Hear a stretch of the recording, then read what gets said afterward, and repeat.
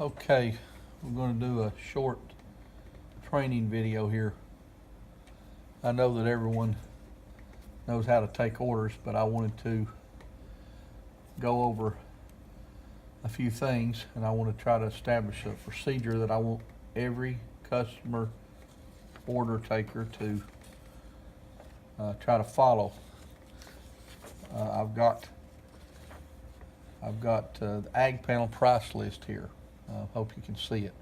But anyway, everyone should have something similar to this, and it gives our products, our basic panels, which is mostly what we sell, the ag panel, the 3-foot wide panel. Got our panel, our items, and our pricing. Okay. What you need to do is when you're talking to a customer, is you need to try to make sure that you get everything that the customer needs in order to do his job properly. Most customers, even contractors, do not know what they really need. You can't offend the contractor by trying to tell them what they need, but you can at least suggest, and as long as you know what they need, then they're more likely to get the correct items that they need to do the job correctly. Because when a customer calls into our plants, we are going to try to tell them the correct items that they need to do the job. So if your contractor goes out and does the estimate and does not come back when he comes to do the job with what the customer thinks are the proper materials, then there can be problems, because the customer's going to say, well, why aren't you using this, or why aren't you using that? The people at Lion Metal Roofing said that you needed to use this. So that's one reason that we should use this list as a tickler list or a checklist.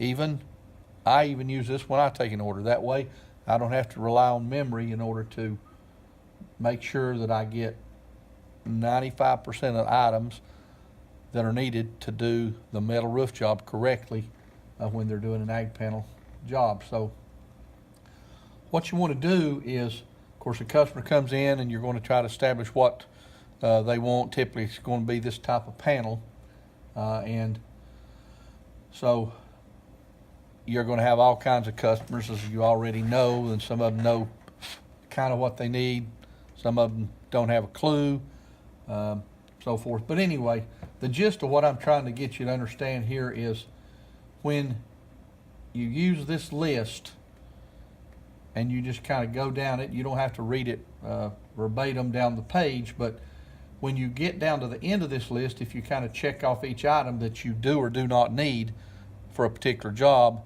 when you get to the bottom of this tickler list page or this price list, you're going to have 95%, maybe even 99% of what could possibly be needed to do a job using the ag panel system correctly.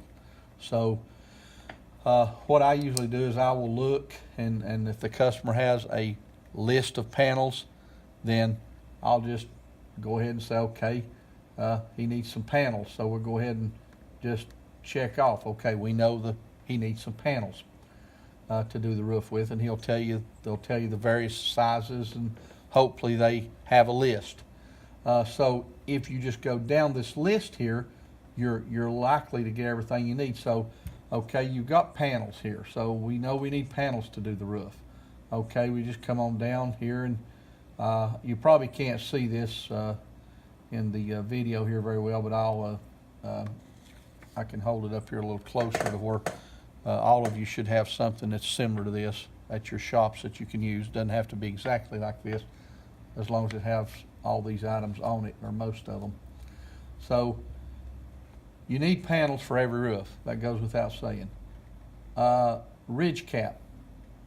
Just go down and say, well, do we need ridge cap? Well, yes, almost every roof. I don't know of a roof that would not need a ridge cap, unless it might be a shed type roof, something like that. So you need a ridge cap or a hip cap. So yes, you're talking to the customer, and he may have down that he needs ridge caps, and that's good if he does. And if he doesn't, then a lot of times what I'll do is if I have a customer that's in the office with me that's actually came into the office, then I will set them down and maybe do a Google search for their house and do a street view or an aerial view and try to get an idea of the things that they may need for their house that they're not aware of, and just kind of make sure that they're understanding everything correctly. So like I said, you need panels. You know you're going to need ridge cap. You may or may not need a valley.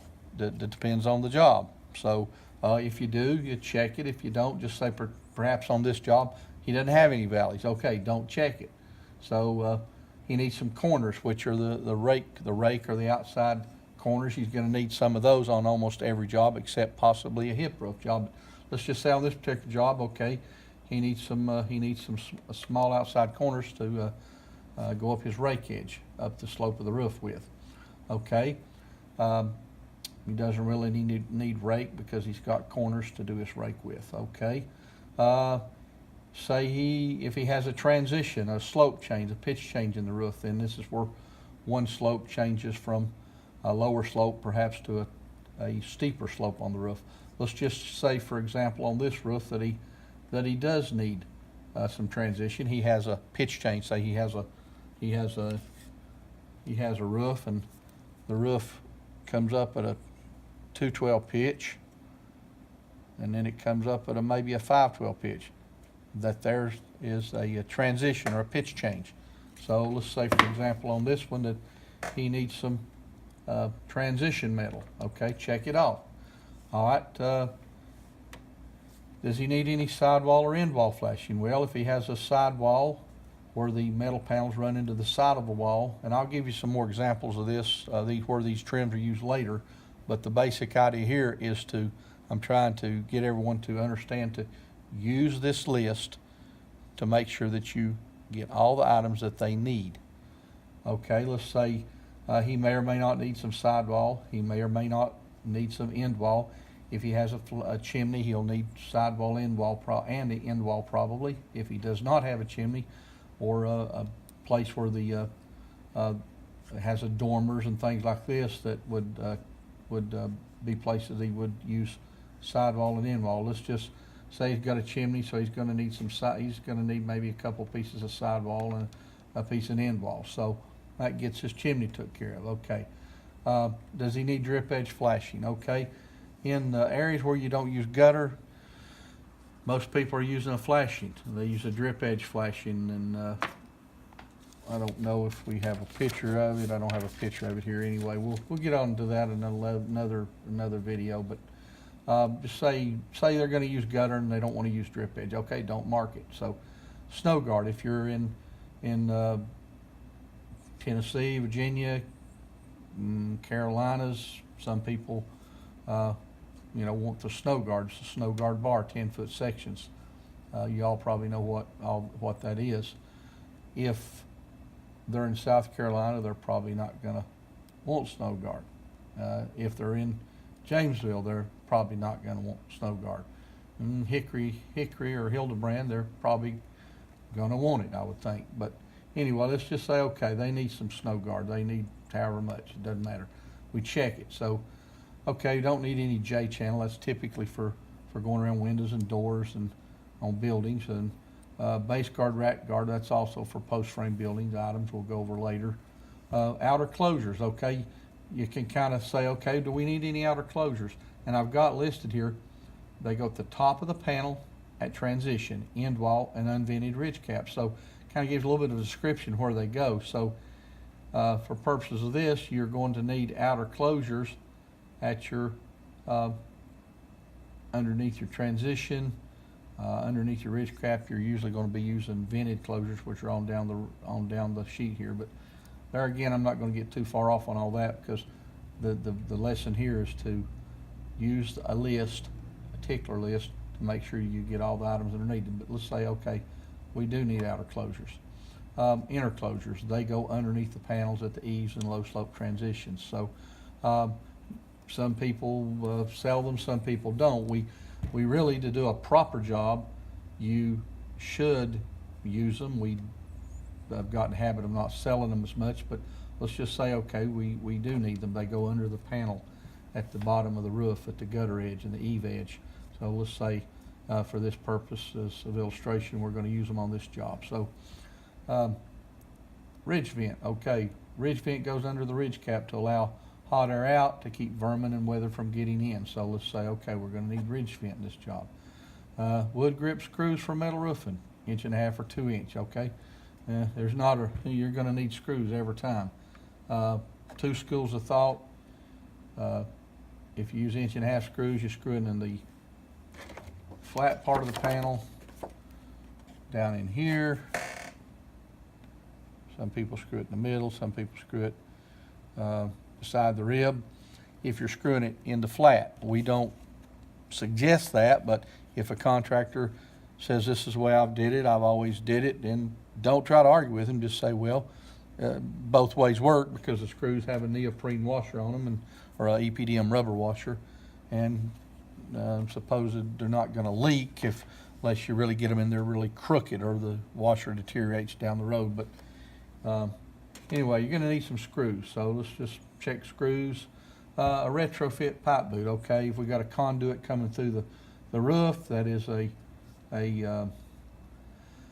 electrical conduit, then you're going to need a retro conduit boot, a retrofit pipe boot. Let's just say for the examples here, we say we need one. Okay. All right, the plumbing pipes. You're going to need some various sizes of the multi-size plumbing pipes. And again, we'll go into detail what all these are later. But for this purpose, we're just trying to get used to using a list to take an order with. Let's just say, okay, we've got some 1.5, 2 inch pipes coming through the roof. We're going to need some number 3 pipe boots. Okay, so we're going to check that. Maybe we don't need any big pipe boots. So we got number 2, 3, 4, 5, and 9 on this sheet. So let's just say for this purposes, we're going to use some number 3s. Okay, butyl tape, 3/4 inch butyl tape. Proper installation procedures should use butyl tape underneath rake, sidewall, and chimney flashing. A lot of contractors don't use it. You can also substitute caulking for that, which is probably the best idea is to substitute caulking for the butyl tape under the rake, sidewall, and chimney flashing. So let's just say we're not going to use any of that. You got some 3/8 inch wide butyl tape. So that goes on vertical panel laps on low slope roofs. We'll talk more about that later. I've got on this is an older sheet. I'll have to update this. It's got Hydroblock synthetic underlayment, but it really doesn't matter. The gist is we need underlayment. If you're going over shingles, 3-tab shingles, then you can use synthetic underlayment. The customer needs to use it. If they do not use it, then the warranty on the metal is void because the abrasion from the shingles to the bottom of the metal due to expansion and contraction of the metal can over a period of years abrade the metal and detract from the painted surface. So pretty much every job that you sell is going to need either some underlayment or wood slats. In a lot of areas, the contractor will take the 1x4x10s or 12s, and they will take the wood slats and screw them to the roof and then put the metal on that, which is acceptable. In that case, you don't have to use underlayment. And we do sell wood slats. I hope everyone has some. If you don't, contact me. We're trying to get them everywhere. So we'll add right here, wood slats. So, but anyway, again, the gist is to use a list in order to make sure that you get everything and sell everything that the customer needs on that particular job. So let's say, okay, we needed some underlayment. We checked that. Come on down here.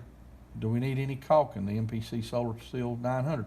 Well, sure, yes, we do need caulking because we're going to use caulking underneath the pipe boots. We're going to use caulking at the top of valley transitions, underneath the laps of ridge caps, and so forth. So we're going to need some caulking. We got some clear sun tough panels here, things like that, which don't really apply usually here. You're gonna, I wrote in down here. I wrote some 1 1/4 inch long roofing nails, which you're gonna need some roofing nails to nail the synthetic underlayment down to the roof. So that way you are suggesting to the customer all the items that he could possibly need to complete the roof. Okay, then I wrote wood slats down here, and in this case we're using underlayment, so we really don't need any wood slats. Now, I won't get into a lot of details on some of the other things right now, but the end of the story on this is that if you use this list or a similar list, and if you don't have one of these, you need to check with me or check with the manager and get one of them, and I'll try to update it and revise it to where it has everything we really it's up to date. But the point is this: when you get to the bottom of this list, you should have everything that the contractor or homeowner needs to complete this job properly. That way, they're not coming back and saying, oh wow, I don't have any nails to nail my underlayment down, or I don't have any pipe boots. So you can go over each one of these items with the homeowner, with the contractor. Of course, now a lot of your contractors are going to know, and they're going to have a list, and that's, they're not going to want you to take a lot of time asking them a bunch of questions. This is probably more for the contractors that really don't know really what they're doing so much, that are just beginning to do metal roofing, or perhaps also mostly for homeowners that sometimes just don't have a clue to what they need, and they'll bring in all kinds of drawings. I don't have to tell you all what they bring in and try to want us to figure out. But the thing about this list is it'll be a thorough list. We can sell more items, we can sell more products, and we're not selling the customer something that they don't need. We're simply using a tickler list that reminds us of each item that is needed, and you can check it and get down to the bottom of here and, okay, we've got a complete list. And of course, we've put it into the LMR program, and then of course added all that information, and so we've got what we hope is a complete list for the customer. We did the customer a good service by suggesting and making them aware of all the things that they need in order to properly install the roof, or to have a proper installation. So also you don't have people just coming in price shopping for just the bare essentials to do the roof with. I mean, some people come in and say, well, we need some panels, and we need some ridge cap, and we need some screws. And that's really not going to be what's needed to do a proper installation. Can you put it on like that and use those items and make it probably not leak? Well, yeah, probably for a while, maybe for a long time, but is it the proper way to do it? No. And if the customer researches any at all on the internet, they're going to find out that you did not sell them what they really needed in order to do a proper installation. If you do give them and suggest to them everything they need to do a proper installation, it's going to make you look more professional. It's going to sell more product. It's going to cause less trouble with people coming back in and saying, well, I didn't get this, and I need another ridge cap, and I need some another pipe boot. You're always going to have that happen. But by using this tickler list, you can eliminate a large percentage of the times that the customer will have to come back in, order something that they originally needed to start with, that we did not suggest to them, that they did not even know that they needed. So it's gonna free up a lot of our time, make things less stressful for everyone involved. So I want everyone to follow this procedure and there again, you don't have to read it verbatim, and you don't have to say, do you need some number one panels with 40-year warranty? We know what the panels are. Okay, you need panels. Do you need ridge cap? And of course, I'll ask them. I'll say, we don't need any ridge cap, or we do, or we need valleys, or we need corners, or we need rake, or whatever. And you can just check it off. That way, you know when you get to the bottom of this list down here, you've got most everything that's needed to do the roof. And I look at different orders in LMR, and I see, on some orders, I see, well, panels and ridge cap and screws and underlayment, and we don't see, any pipe boots, any caulking. We don't see any maybe closure strips, any vent strips, all those things.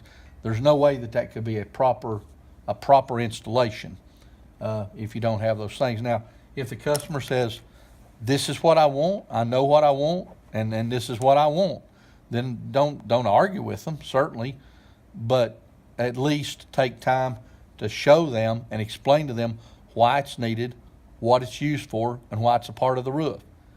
And you'll also run into the customer that comes in and he's got a quote from your competitor that just has a quote for panels and ridge caps and screws and maybe some rake and maybe a couple pipe boots, and they left out all the other items that are needed to make a complete proper installation. And our price when we do like this is going to be certainly higher, but we're professional. We know we can tell the customer what they want, what they need in order to do the job properly, and that's going to gain the customer's confidence, and you're going to be able to have a better opportunity to sell them other products and less stress and less headache, and it just works better all the way around.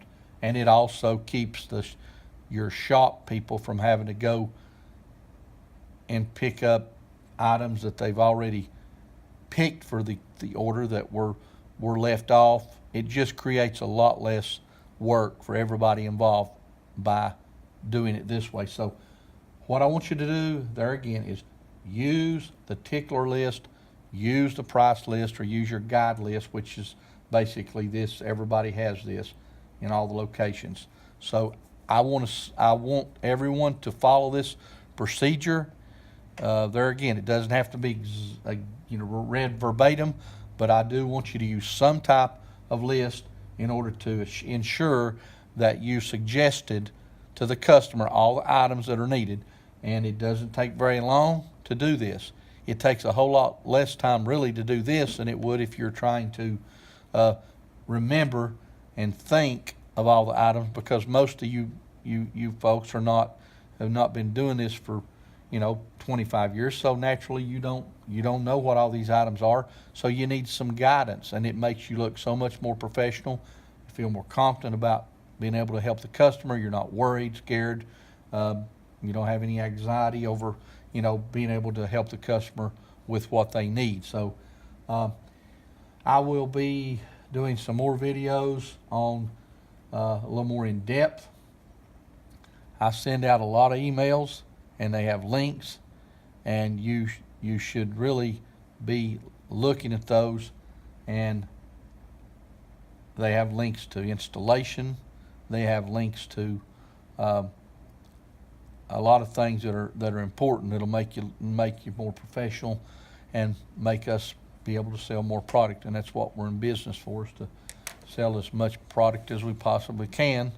So that's all for now. We will I'll do some more videos, and we will try to cover some more things. But this is step number one that I want to have everybody start using immediately if you're not already using it. And I doubt that most of you are, because as I see it, most of the places I go into, we're trying to rely on the customer to tell you what they need. In a nice way, take charge of the order and try to get some consistency and continuity to it, and just take charge of the order with the customer. Say, okay, do you need this? Do you need this? Do you need this? So that the customer can feel like, okay, you know what you're doing. We're helping them along. And I'm sure all of you know how to handle the customers and not offend them, not make them mad, don't try to make them look stupid or like they don't know what they're talking about, even though a lot of them don't know what they're talking about, and it's really unusual, and we have a laugh over it. But the bottom line is, if we didn't have customers, none of us would have a job selling metal roofing. We might be doing something else, but it wouldn't be selling metal roofing. So anyway, that's all for now, and we'll try to get some more videos. Again, here's the sheet, and again, this may not be the exact one you have, but this is one similar to what I want you to use, and I'll be revising and making sure everyone has the correct copy of this, if you do not already. So that's all for now, and we'll get some other stuff on the way. Thank you much.